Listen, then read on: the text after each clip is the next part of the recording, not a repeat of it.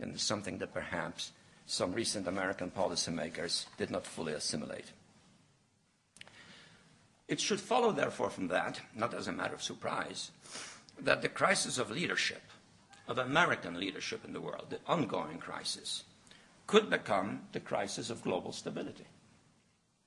Because, yet there is another consideration to bear in mind, that despite Schadenfreude about the domestic problems in the United States, or about the loss of respectability for American global leadership, it is a fact that no state, no single state, nor any combination of states can in the foreseeable future replace the linchpin role that the United States continues to play in the world. And if anybody had any doubt about it, and there were some countries which in recent weeks expressed Schadenfreude at our internal difficulties, then look at the collective global pilgrimage to Washington in the course of the last week. Because everybody knows that that is where the only possible decisions for recovery can be made. And everybody knows that if there's no recovery over there, there'll be no recovery anywhere else. So in that sense, the central role of the United States in the world affairs is still there, despite all of the difficulties, despite some of the loss of respect or effectiveness. And it also means that the monumental task facing the new American president in the realm of foreign policy, beyond dealing with the immediate financial crisis, is to regain global legitimacy for the United States by spearheading a collective effort for more inclusive global system of management. A more inclusive system of global management. That has to be the task of the United States at this historical era. And in my own view, four little but strategically pregnant words define the essence of the needed response of the new American president about to assume office. It is to unify, to enlarge, to engage, and to pacify. Let me speak briefly to each of these words, and then we can perhaps have a discussion, because I know that's an important part of this undertaking. To unify, in my judgment, pertains particularly to the needed sustained effort, energetic effort, serious effort, to generate truly shared decision-making between the United States and the European Union, and also in NATO.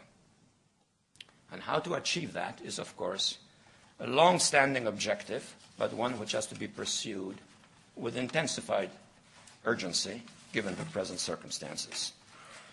To me, it means both formal and informal, regularized, top-level consultations between Europe and America, something that's needed, particularly in the light of what has transpired over the last 8 years.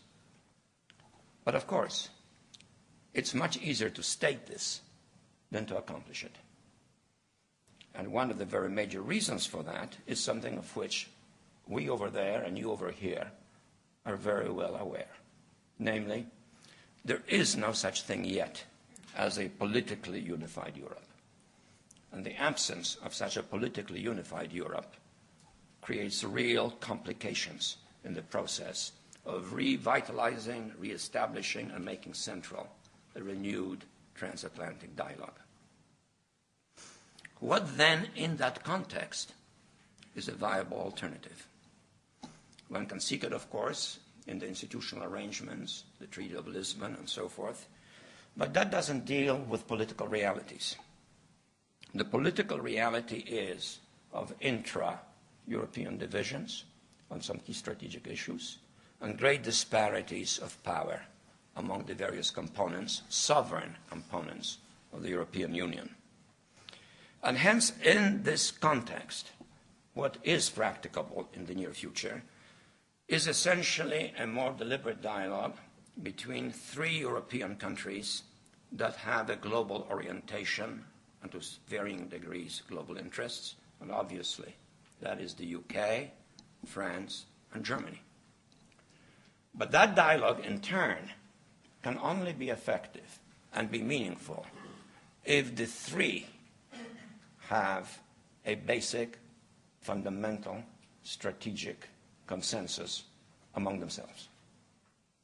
And one of the problems of the last 8 years, irrespective of our own shortcomings in foreign policy, is that there was no European partner for the United States for us to take seriously and to give us honest advice and to try to share common courses of action.